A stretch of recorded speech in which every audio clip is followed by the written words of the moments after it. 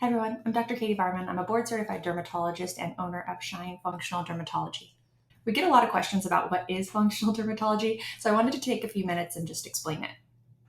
So, functional dermatology is really a holistic approach to addressing skin conditions. And what that means is we recognize that all of our systems are interconnected, and sometimes a skin condition is an outside job, something like a poison oak reaction. But often, skin conditions can be this outward expression of internal imbalances.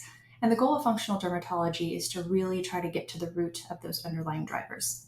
So, what we're saying is that your skin condition might just be the tip of the iceberg, and we don't know unless we look.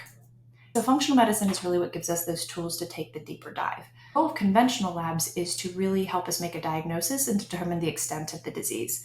So, for example, if we take a skin biopsy, we might determine that you have psoriasis, and then we might use conventional labs to make sure that you don't have liver dysfunction or cardiovascular disease or all the other things that we know are associated with psoriasis. But what conventional labs don't do is they don't teach us what's causing your psoriasis. They do a great job identifying the psoriasis and determining the extent of the disease.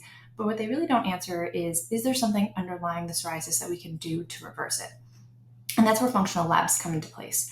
So for somebody with psoriasis, for example, we might look at the gut microbiome. We might look at environmental toxins, things like mold exposure, and sometimes dietary factors actually play a really big role in psoriasis. Of course, psoriasis is, there's some genetic component to it where people are predisposed to getting psoriasis, which is why it runs in families.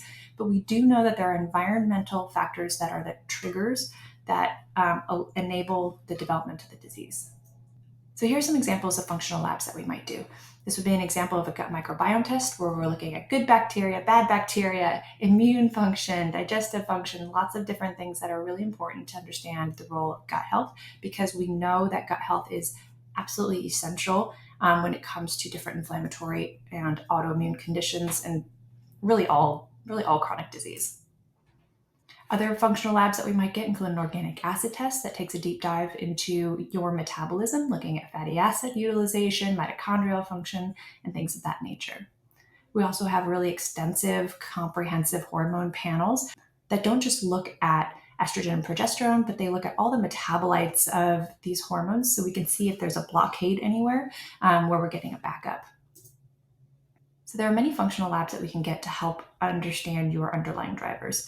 For example, there's cortisol patterns that we can get, heavy metals, environmental toxins, food allergens and sensitivities, the list goes on and on. And then the question is, of course, what do we do with all this information?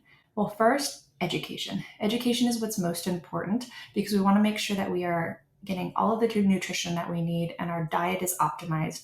We want to make sure that we understand what these root causes are. Then what we're going to do is we're going to take a step-by-step approach to address the imbalances that we find. And often that involves a gut protocol, meaning we're sometimes using herbs to address microbial imbalances or digestive dysfunction. Sometimes that means taking a deep dive into your environment and the types of products that you're being exposed to, your water sources, etc. And sometimes it goes in an entirely different direction. At the end of it all, the goal is to get you off of the interventions, off of the supplement, and allow diet and lifestyle to maintain the benefits that we achieve. So do you need functional labs? Maybe. Often when people come in, we will start with kind of the basics and we talk about exposures and we talk about diet and other lifestyle interventions. And some people are just interested in seeing what these labs look like. Other times we reserve them for more resistant cases where we're not gaining grounds with the usual interventions.